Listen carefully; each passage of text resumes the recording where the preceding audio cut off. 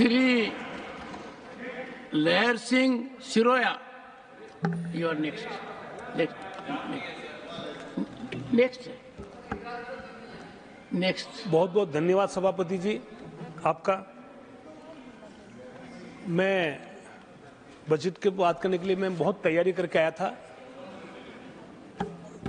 काफी बातें कही जा चुकी है, लेकिन एक बात और मुझे विशेष आपत्ति है। हाँ, इधर देखकर, लहर सिंह जी इधर देखकर। हमारे एक सदस्य जो भी सरासर असत्य बोल करके गए हैं, सदन को गुमराह करके गए हैं, उसके लिए मैं विशेषाधिकार नोटिस देना चाहता हूं। और अब वो सदन हमारे लोगों के कहने के बावजूद भी चले गए। उन्होंने ये कहा है कि मनरेगा के बारे में हमने 86,000 करोड़ रुपया प्रावधान रखा है, 86,000 करोड़ का प्रावधान रखा है। उन्होंने बिल्कुल असत्य कहा है। और अगर सदन को इसी से तरह से गुमराह करना है तो इन लोगों का बोलने का मतलब क्या है? तो इसलिए मैं चाहता हूं इनको बुलाया जाए और उन पर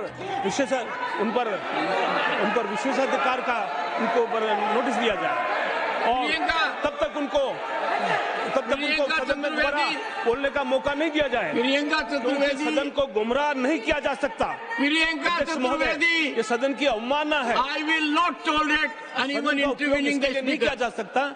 He is saying it. He says he will bring a breach of privilege notice also. Take your seat. No, you don't have to make it a wrestling match. No, please, no. Go ahead. And you can take recourse to rules. आपने एक कहावत कही थी कि पढ़ा लिखा मतलब अनपढ़ जाट पढ़ा लिखा बराबर। अध्यक्ष जी, सभापति जी,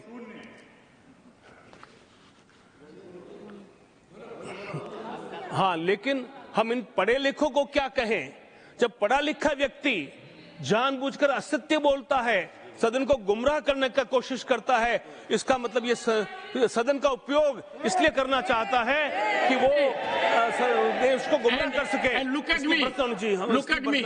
तो ये मेरा है। अध्यक्ष जी, मैं आपका आभार मानता हूं कि आपने। और एक बात सुन लीजिए, it is my privilege to look at everyone, but speaker has to look at me only. अध्यक्ष जी, सभापति जी, मेरा सौभाग्य है कि आप विराजमान हैं और आप मुझे बोलने का मौका दिया, उसके लिए मैं पुनः एक बार आपका आभार मानता हूं, क्योंकि मैं आवेश में आ गया था कि उस सदन को गुमराह करने की जो बात थी वो मुझे बहुत चुभी थी। मैं इस बजट का क्योंकि मैं कर्मचारी भी रहा हूं, छोटा दुकानदार भी रहा हूं और मध्यम श्रेणी का व्यापारी भी रहा हूं, तो इस बजट को मैंने अच्छे से पढ़ा है और मैंने इस बजट को जिया है। मैं इस बजट की प्रावधानों को मैं समझता हूं, इसके लिए मैं बहुत तैयारी करके आया था। मैं बताऊं कि मिडिल क्लास के लिए, गरीबों के लिए, इसमें महिलाओं के लिए कितना उसमें कहा गया है, लेकिन मैं इतना समय अब आप मुझे देंगे नहीं। और मुझे दुख इस बात का होता है कभी कभी, हमारे आदरणीय खड़गे जो आज भी नहीं है, उन्होंने भी शायद बजट नहीं पढ़ा और इन्होंने भी नहीं पढ़ा, क्योंकि उनकी बातों का खंडन तो राजीव शुक्ला जी और अखिलेश कुमार सिंह जी कर चुके हैं। और मुझे जो ये कांग्रेस जो है, ये ग्रांड ओल्ड पार्टी मानी जाती रही है, लेकिन मुझे ऐसा लग रहा है अब ये ब्रांड न्यू पॉलिटिकल पार्टी बन गई है, क्योंकि अब ये मार्गदर्शन जिनसे ले रहे हैं, भगवान इनका भला करे। अब ये कौन कौन इनको मार्गदर्शन कर रहे हैं और कौन कौन इनको वेल में खींच के ला रहे हैं, ये ग्रांड ओल्ड पार्टी का ये चरित्र नहीं हो सकता। जबकि चिदम्बरम जी, दिग्विजय सिंह जी, प्रमोद तिवारी जी। माननीय सदस्य, आप अपने बजट भाषण पर फोकस कीजिए प्लीज। सर, ये मैं बजट की बात पर आता हूँ। आदरणीय खड़गे जी ने ये कहा था कि 2 ही राज्यों को ये दिया गया, आंध्र प्रदेश और बिहार को दिया गया है, 2 राज्य के नाम, और बाकी उन्होंने कुछ और नाम गिनाए, इनको कुछ नहीं मिला, उनको नहीं कुछ मिला। शायद वो भूगोल का पाठ रट रहे थे कि कहां कहां वो सत्ता खो चुके हैं, तो इसलिए उनको वो सदस्य वो याद आ रहे थे, वो नाम याद आ रहे थे, उनके जहन में वो नाम छाए हुए थे। लेकिन मैं बताऊं आपको कि अब जब उन्होंने ये कहा, तो मैं कर्नाटक को लेकर के कहना चाहूंगा कि कर्नाटक में हमारी सरकार ने क्या किया है।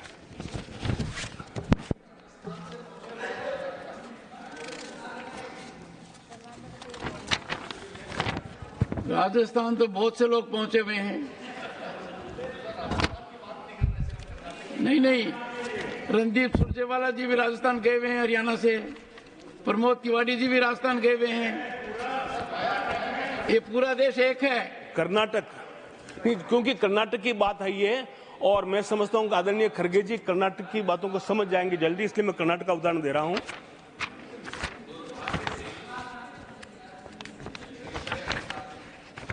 कर्नाटक में जो आवंटन हुआ था stage wise outlay of the railway project, एक उदाहरण देना चाहूंगा। रेलवे के बारे में बातें कही गई। कर्नाटक में 2009 से 14 तक में ईयरली एवरेज बेसिस पे 835 करोड़ रुपए 835 करोड़ रुपए स्पेंड किए गए थे 2009 से 14 में एवरेज ईयर में। और हमारी सरकार ने किए हैं एवरेज ईयर में 2023-24 में क्या एक साल में 7,561 करोड़। आप देखिए 9 गुना 9 times.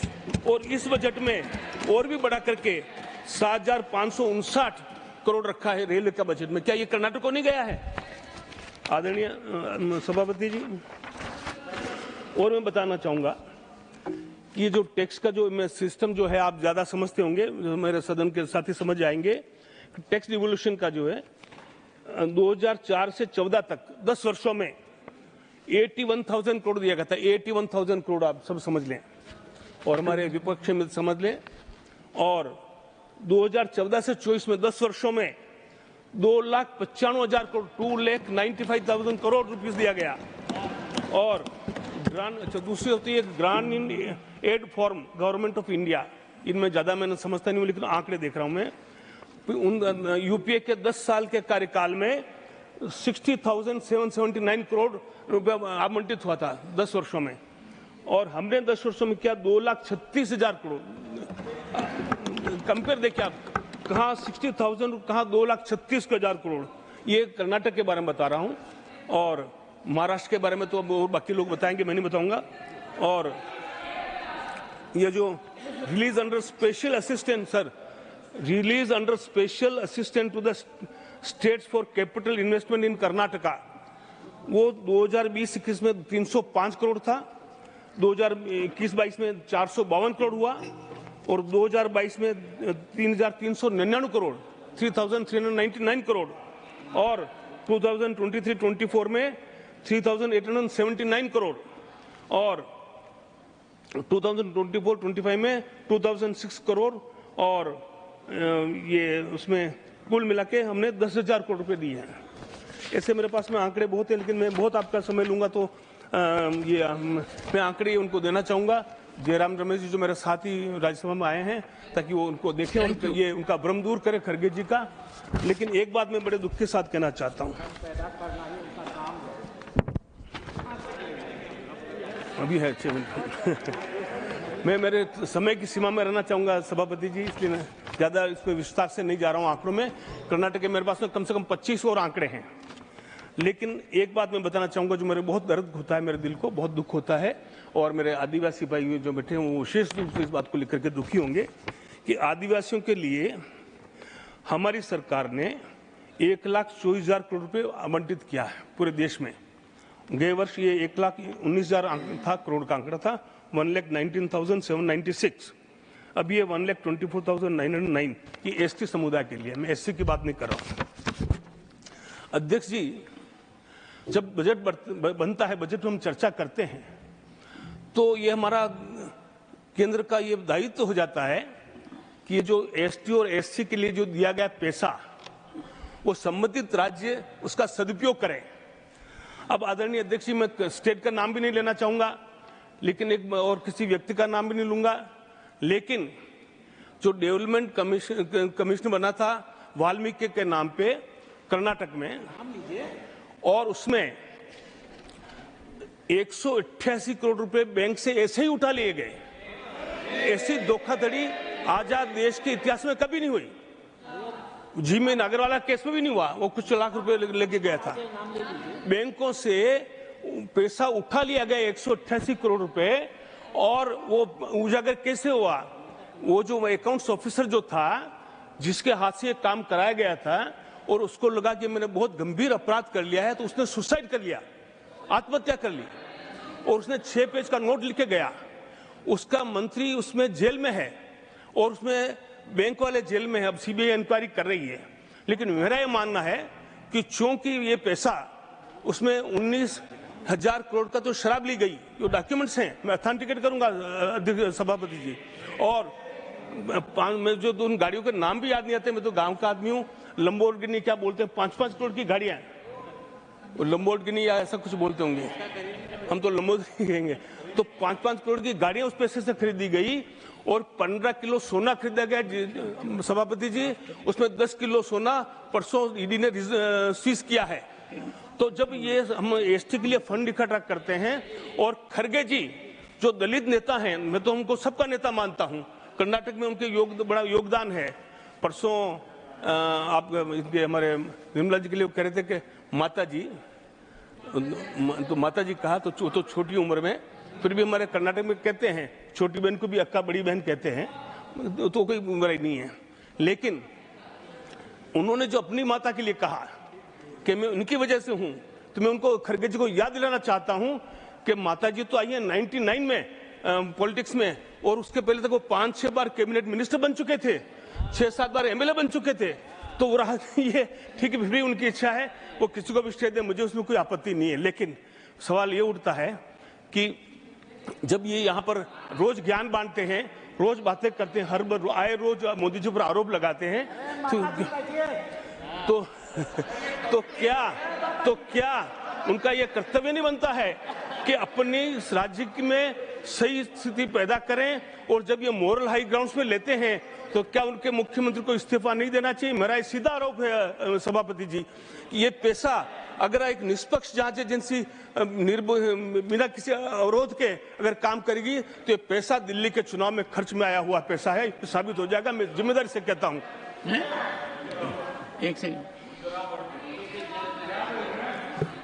The word is deleted. मैं इस पर कायम हूँ। अगर मैं ये बात मेरी असत्य होती है तो मैं राज्यसभा से इस्तीफा दे दूंगा। ये पैसा अगर जांच करेंगे, ये पैसा दिल्ली आया है, किन किन माध्यम से आया है, आंध्रा के और तेलंगाना के बैंकों में पैसा गया है, किन किन खातों में पैसा गया है, अगर इसकी जांच होनी चाहिए। और उस जांच के लिए मेरा स्पष्ट मानना है कि हमारे वहां के मुख्यमंत्री इस्तीफा दें और फिर जांच कराएं और जांच एजेंसियों के साथ में सहयोग करें।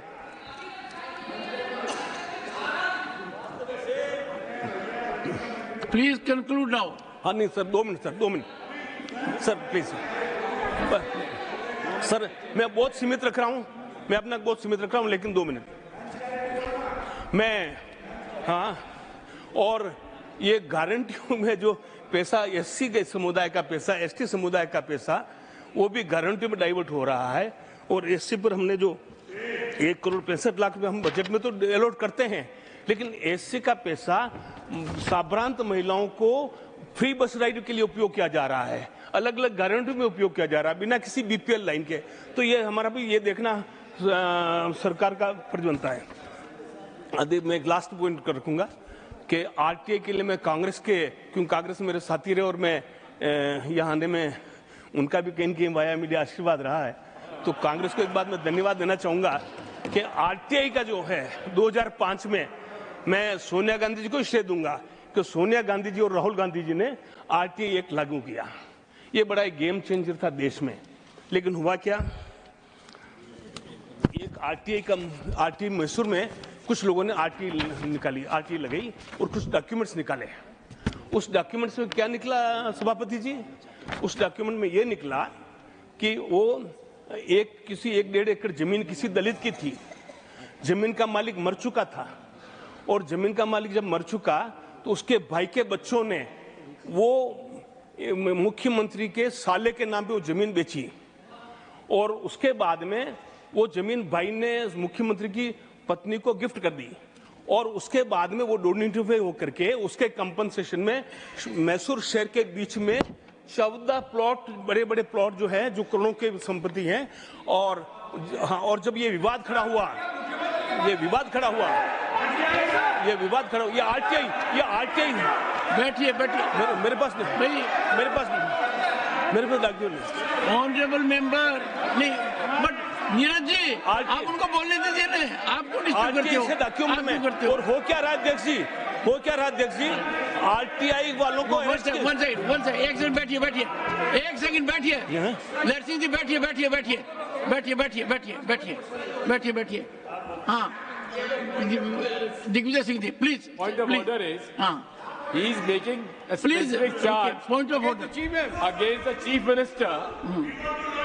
If he has to follow the rules, and the rules are that he has to give in writing in advance to the chair. Has he given in writing to the chair, sir? Please give your ruling. सुने। Digvijay Singh ji has raised a very important point of order. This is already pending for my consideration, but with respect to this, Lair Singh ji will authenticate all the documents.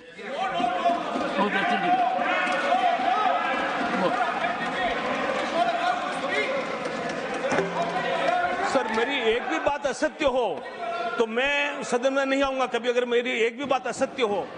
सभापति जी मैं कहना चाह रहा हूं कि और उन मुख्यमंत्री ने क्या कहा, उन्होंने ये कहा कि मुझे अगर ये साइट नहीं देते हो तो मुझे इसके एवज में 64 करोड़ रुपए दिया जाए कंपनसेशन।